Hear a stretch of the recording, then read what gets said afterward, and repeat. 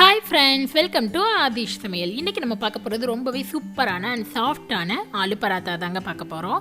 இது வந்து ரொம்ப டேஸ்ட்டாக இருக்கும், ஆனால் ஈஸியாகவும் செஞ்சிடலாம். இப்போ எப்படி செய்கிறதுன்னு பார்க்கலாமாங்க. இப்போ பராட்டா செய்கிறதுக்கு நம்ம மாவு ஃபஸ்ட்டு பசஞ்சிடலாம். அதுக்கு இங்கே ஒரு பெரிய பவுல் எடுத்திருக்கேன். இதில் 1.5 கப் அளவு கோதுமை மாவு சேர்த்துக்கலாங்க. இது வந்து ஒரு 10 பராட்டா கிட்ட நமக்கு வரும். இப்போ இந்த மாவுக்கு தேவையான அளவு உப்பு சேர்த்துக்கலாம். நான் ஒரு 1/2 ஸ்பூன் அளவு சேர்த்துக்கிறேன். ஒரு 2 ஸ்பூன் அளவு எண்ணெய் சேர்த்துக்கோங்க.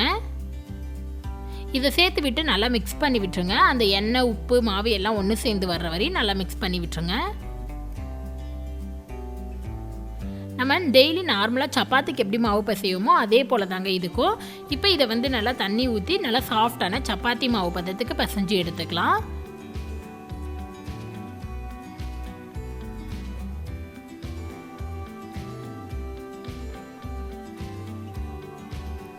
இப்போ மாவு வந்து நல்லா பிசைஞ்சாச்சு. இதோட 1 ஸ்பூன் அளவு எண்ணெய் சேர்த்துக்கோங்க. சேர்த்து விட்டு நல்லா மேலே அப்ளை பண்ணி விட்டுருங்க. இந்த மாதிரி பண்ணும்போது மாவு வந்து நல்லா காயாத இருக்கும். இப்போ இதை வந்து அப்படியே ஒரு 20 நிமிஷம் வச்சிடலாம். அதுக்குள்ளே நம்ம இதுக்கு தேவையான ஸ்டஃபிங் வந்து ரெடி பண்ணிடலாம். இப்போ ஸ்டஃபிங் பண்ணுறதுக்கு நான் இங்கே வந்து உருளைக்கிழங்கு எடுத்திருக்கேன். நமக்கு ஆலு பரோட்டா தான் செய்ய போகிறோம். அதுக்கு உருளைக்கிழங்கு ஒரு 5-6 உருளைக்கிழங்கு நல்லா வேக வச்சு தோல் உரிச்சு எடுத்திருக்கேன். இதை ஒரு மேஷர் வச்சோ இல்லை கையாலேயோ ஃபோர்க்காலேயோ நல்லா மசிச்சு விட்டுருங்க. நல்லா மசிச்சு எடுத்துக்கலாம். இப்போ இதை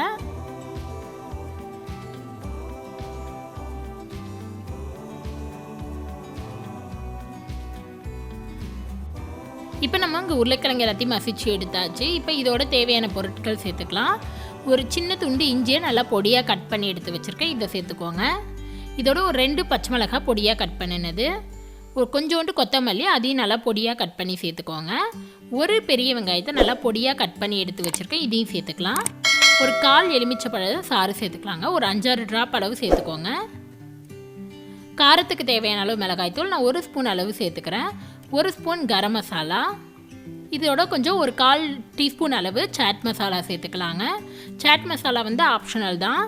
இதோட 1 ஸ்பூன் அளவு உப்பு, தேவையான அளவு உப்பு சேர்த்து விட்டு எல்லாத்தையும் நல்லா மிக்ஸ் பண்ணி விட்டுருங்க.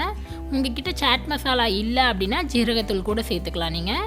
இப்போ இது நல்லா ஒன்று சேர்ந்து வரணும், அந்தளவு நல்லா மிக்ஸ் பண்ணி எடுத்துக்கலாம்.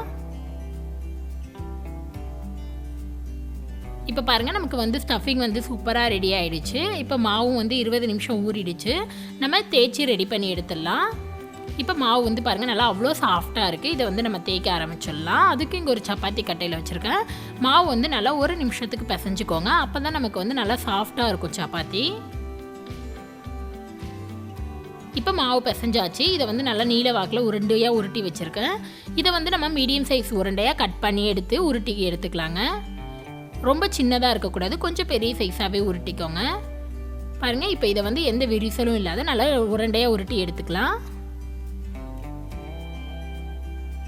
இப்போ நமக்கு உருண்டை சூப்பராக ரெடி ஆகிடுச்சு. இதே போல் எல்லாத்தையும் உருட்டி எடுத்துகிட்டு நம்ம தேய்க்க ஆரம்பிச்சிடலாங்க. இங்கே ஒரு சின்ன பவுலில் கோதுமை மாவு வச்சுருக்கேன். இதை வந்து சப்பாத்தி கட்டையில் தூவி விட்டுட்டு நம்ம ரெடி பண்ணி வச்ச உருண்டையை அந்த கோதுமை மாவில் நல்லா டிப் பண்ணி எடுத்துக்கலாம். இதை தேய்க்கும் போது நல்லா ஈஸியாக இருக்கும் நமக்கு. இப்போ இதை வந்து சின்னதாக மெலிசாக தேய்ச்சி எடுத்துக்கலாம். ரொம்ப மெலிசாக இல்லை, சின்ன சைஸ் உருண்டையாக தேய்ச்சிக்கலாங்க. இப்போ பாருங்கள், தேய்ச்சாச்சு. சும்மா சின்னதாக தான் தேய்ச்சிருக்கேன், நல்லா மொத்தமாக தான் இருக்கும். இப்போ இதில் நம்ம ஸ்டஃபிங் வைக்க போகிறோம். நம்ம ரெடி பண்ணி வச்ச ஸ்டஃபிங்கை ஒரு சின்ன சைஸ் உருண்டை உருட்டிக்கலாங்க. இந்த மாதிரி மீடியம் சைஸாக உருட்டி எடுத்துக்கோங்க. இப்போ இதை நடுவில் வச்சுட்டு இப்போ நான் உங்களுக்கு சுருட்டி காட்டுறேன் பாருங்கள். இந்த மாதிரி சுருட்டிக்கோங்க. நம்ம மோமோஸ்லாம் மடிப்போம் பார்த்திங்களா, அந்த மாதிரி மடித்து எடுத்துக்கிட்டால் நமக்கு ஈஸியாக இருக்கும். இந்த மாதிரி அப்படியே ஃப்ளிப் பண்ண மாதிரி மடிச்சுட்டே வரும்போது ரொம்ப ஈஸியாக இருக்கும். ஸ்டஃபிங் வந்து நமக்கு ஈவனாக வரும். இப்போ இதுக்கு மேலே எக்ஸ்ட்ரா இருக்க மாவை வந்து நம்ம பிச்சு எடுத்துடலாம். அப்போ நமக்கு மேல் பகுதி கீழ்ப்பகுதி ரெண்டுமே வந்து சம அளவில் இருக்கும். இப்போ இதை வந்து நம்ம தேய்க்க ஆரம்பிச்சிடலாம். அதே சப்பாத்தி கட்டையில் கொஞ்சம் கோதுமை மாவு தூவி விட்டுட்டு தேய்ச்சிக்கலாங்க. எப்போவுமே நம்ம ஆலு பராத்தா இல்லை எந்த பராட்டா சேர்க்கும் போதும் மெலிசாக தேய்க்கணும், இல்லைனா உள்ளே இருக்கிற ஸ்டஃபிங் வந்து நமக்கு வெளியில் வந்துடும். ஸோ பொறுமையாக தேய்ச்சி எடுத்துக்கலாம். இது வந்து கொஞ்சம் நல்லா திக்காக தான் இருக்கும், ரொம்ப மெலிசாக இருக்காது, தேய்ச்சா நல்லா இருக்காது.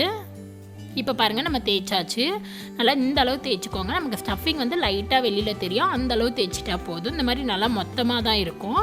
இப்போ இதை வந்து நம்ம தவாவில் போட்டு சூடு பண்ணி எடுத்துடலாம்.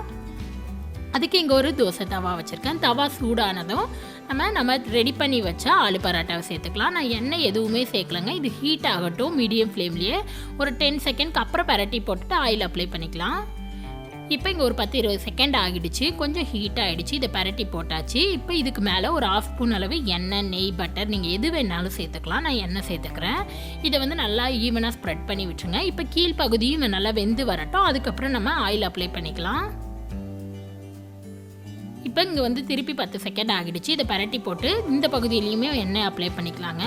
இதே போல் எண்ணெய் அப்ளை பண்ணதுக்கப்புறம் நல்லா மீடியம் ஃப்ளேம்லேயே ஒரு 2-3 டைம் பரட்டி போட்டு நல்லா செவந்து வர்ற அளவு, குக் ஆகி வர்ற அளவு வேக வச்சு எடுத்துக்கலாம். இப்போ இங்கே வந்து ஒரு 2 நிமிஷத்துக்கிட்ட நான் வேக வச்சு எடுத்துட்டேன். அப்போ தான், ஏன்னா இது மொத்தமாக இருக்குன்றனால அப்போ தான் நல்லா வெந்து வரும். இப்போ பாருங்கள், நம்ம லைட்டாக இந்த மாதிரி கரண்டியால் ப்ரெஸ் பண்ணி விடும்போது நல்லா உப்பி வரும். அவ்வளோதான், நம்மளோட ஆலு பரோட்டா சூப்பராக ரெடி ஆகிடுச்சு. இதை எடுத்து சர்வ் பண்ண வேண்டியதான். இதே போல் நம்ம எல்லா பரோட்டாவையும் வச்சுக்கலாம். இதுக்கு வந்து ரைத்தா சூப்பராக இருக்கும், இல்லை வெறும் ஆயிலே கூட அப்படியே சாப்பிட்லாங்க. ரொம்ப டேஸ்ட்டாக இருக்கும். கண்டிப்பாக இந்த ஆலு பரோட்டாவை நீங்களும் ட்ரை பண்ணி பாருங்கள். உங்களுக்கு இந்த வீடியோ பிடிச்சிருந்துச்சுன்னா லைக் பண்ணுங்கள், ஷேர் பண்ணுங்கள், கமெண்ட் பண்ணுங்கள், மறக்காமல் சப்ஸ்கிரைப் பண்ணுங்கள். கூடவே இருக்கிற பெல் பட்டனை ப்ரெஸ் பண்ணுங்கள். அப்போ தான் நான் எப்போ வீடியோ போட்டாலும் உங்களுக்கு நோட்டிஃபிகேஷன் வரும்.